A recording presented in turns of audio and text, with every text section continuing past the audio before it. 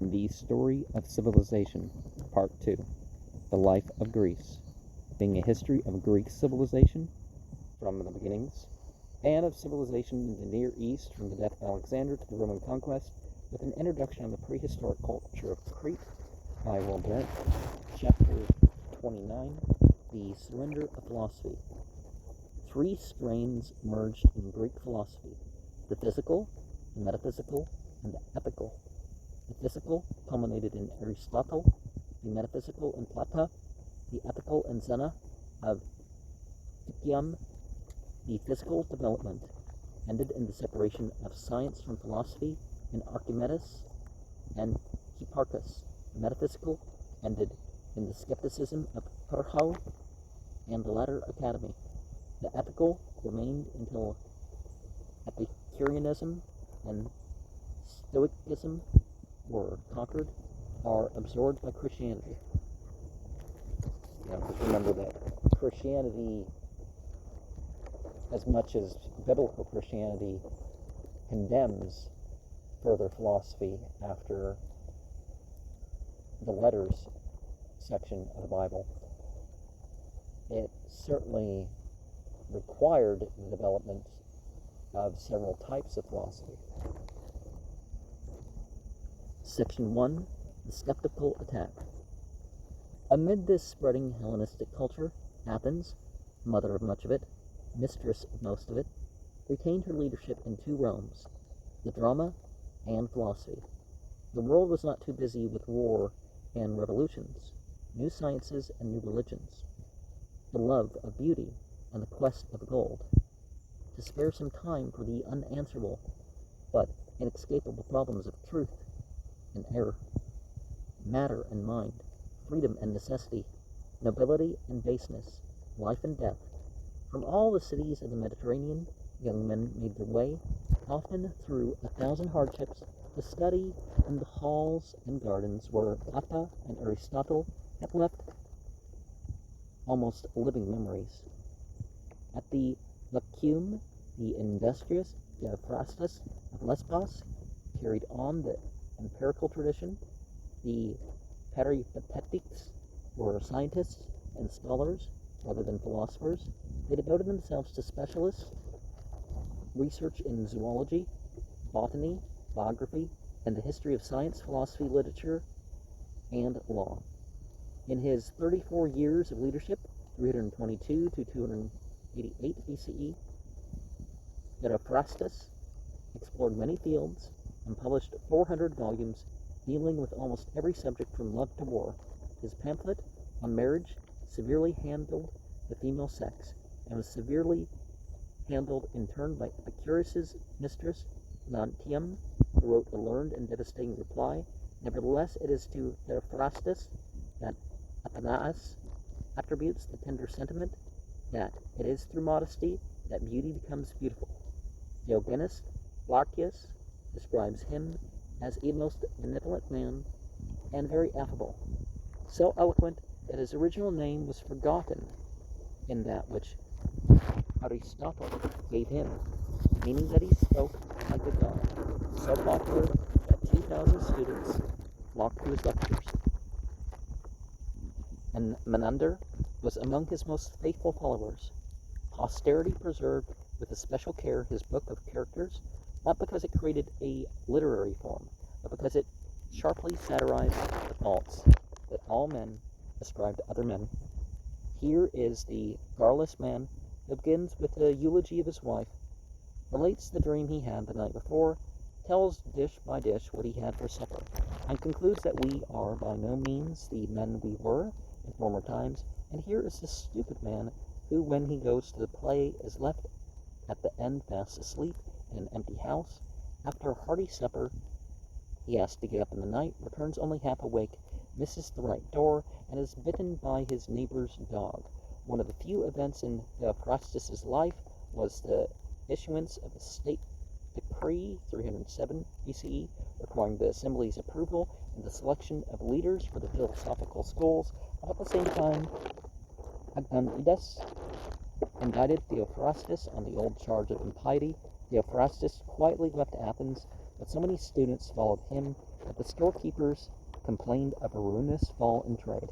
Within a year, the decree was annulled, the indictment was withdrawn, and Theophrastus returned in triumph to preside over the Lyceum almost till his death at 85.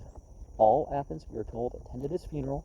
The peripatetic school did not long survive him.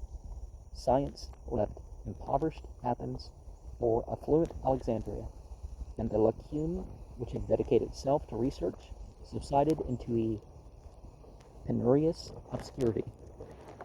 I think it's Surah 3 of the Quran that mentions that sort of thing, that the truth, well,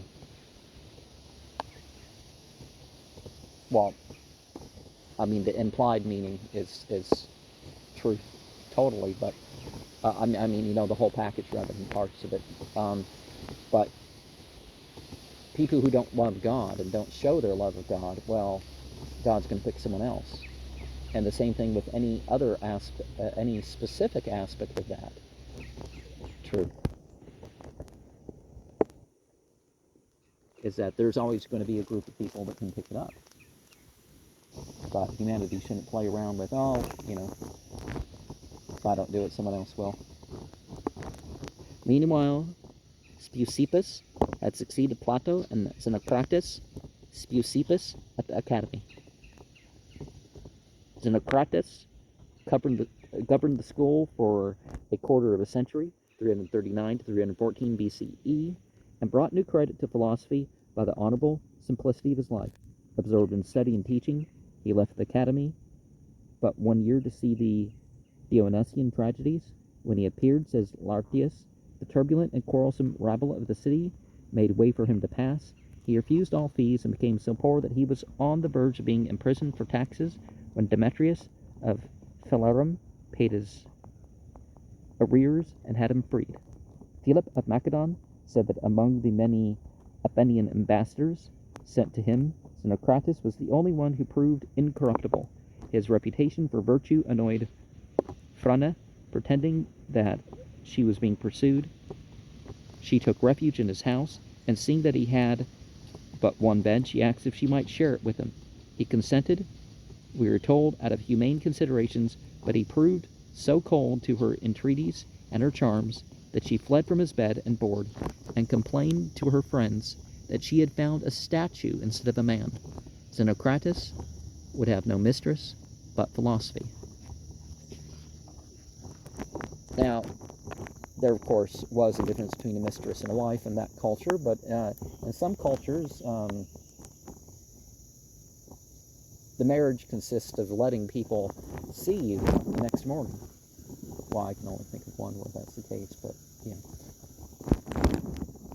With his death, the metaphysical strain in Greek thought neared exhaustion in the very grove that had been its shrine. The successors of Plato were mathematicians and moralists, and spent little time on the abstract questions that had once agitated the academy, the skeptical challenges of Zeno the Eleatic, the subjectivism of Heraclitus, the methodical doubt of Gorgias and Protagoras, the metaphysical agnosticism of Socrates and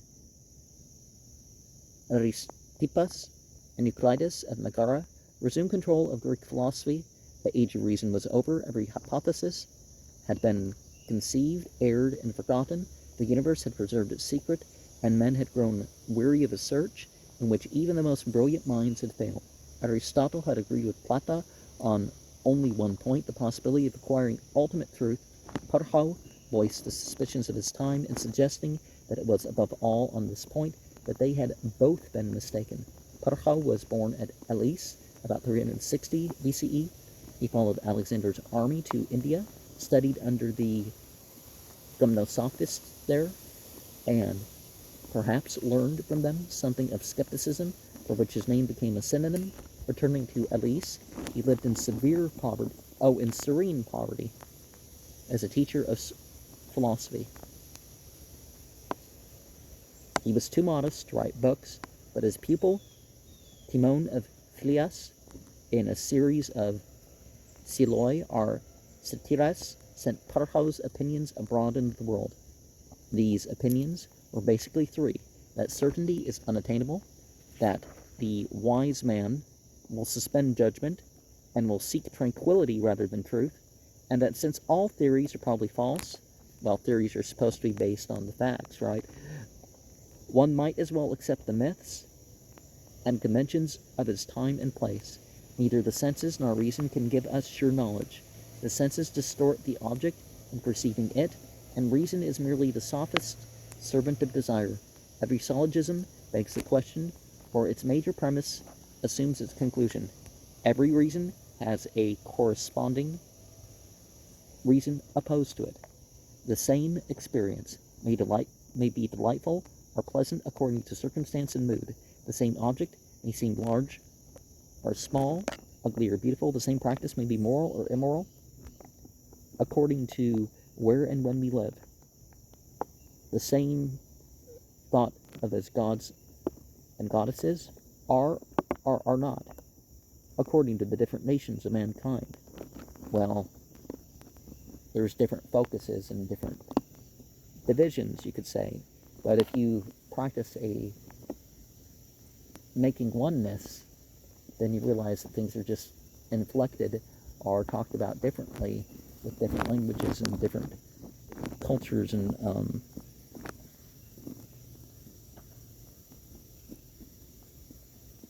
the material and psychological culture makes a difference, but they could be referring to the same thing. Everything is opinion, nothing is quite true. It is foolish then to take sides in disputes, or to seek some other place or mode of living, or to envy the future or the past. All desire is delusion. Even life is an uncertain good. Death is not a certain evil. One should have no prejudices against either of them. Best of all is a calm acceptance, not to reform the world, but to bear with it patiently, not to fever ourselves with progress, but to content ourselves with peace. Parho tried sincerely to live this half-Hindu philosophy. He conformed humbly with the customs and worship of Alice, made no effort to avoid dangers or prolong his life. A lot of that so-called life extension stuff is, it doesn't bring the joy to life, it doesn't bring the meaning, it doesn't bring the devotion, it's just, increasing the odds of you living longer to such and such length of life versus such and such length of life. And died at the age of 90. His fellow citizens so approved of him that in his honor they exempted philosophers from taxation. By the irony of time, it was the followers of Plato who carried forward this attack upon metaphysics. Arcesilaus, who became head of the Middle Academy in 269 BCE, transformed Plato's rejection of sense knowledge into a skepticism as complete as Parho's, and probably under Parho's influence. Nothing is certain, says Arcesilaus.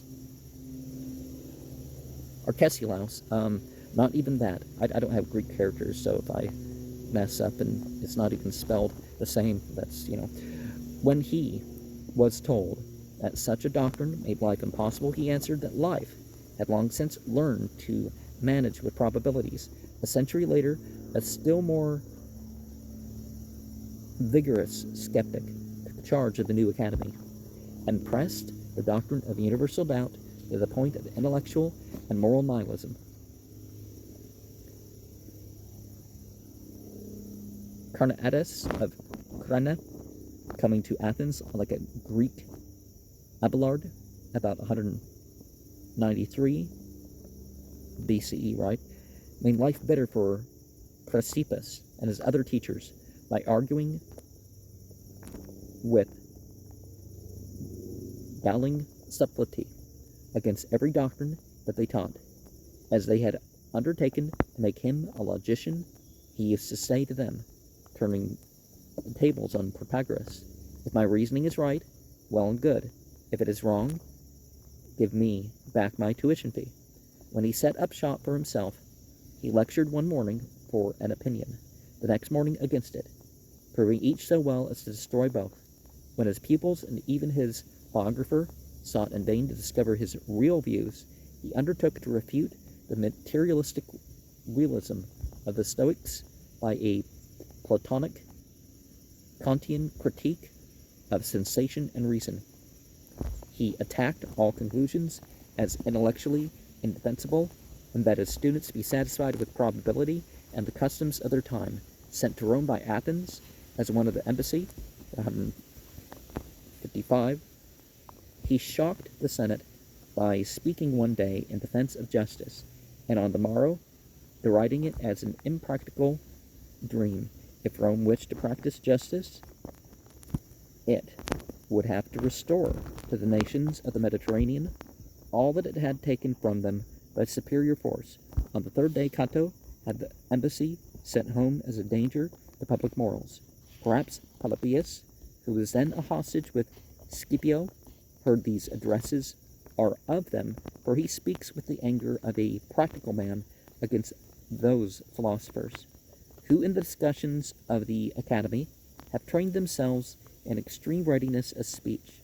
For some of them, in their efforts to puzzle the minds of their hearers, resort to such paradoxes and are so fertile in inventing plausibilities that they wonder whether or not it is possible for those in Athens to smell eggs roasted in Ephesus, and are in doubt whether all the time they are discussing the matter in the academy, they are not lying in their beds at home and composing this discourse in a dream.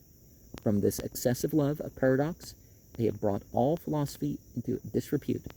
They have implanted such a passion in the minds of our young men that they never give even a thought to the ethical and political questions that really benefit students of philosophy, but spend their lives in the vain attempt to invent useless absurdities. And let us remember that the different types of reality, in a way, they all agree. But,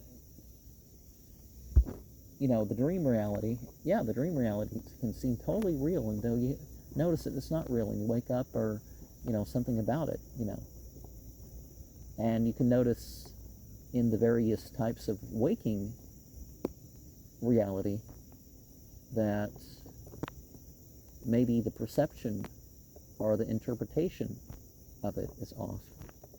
Now, it's not always the point to say, well, you had this experience. I don't think you really encountered Jesus because you had a blonde-haired guy. Maybe he was closer to brown-haired, and or for whatever other reason you don't interpret it the way it would. But you can still sort of say, well, you had that experience. And I don't believe it the same way as you do. Just like a lot of these modern prophet figures seem to be authentic about their experience, it's just their interpretation I do not agree with.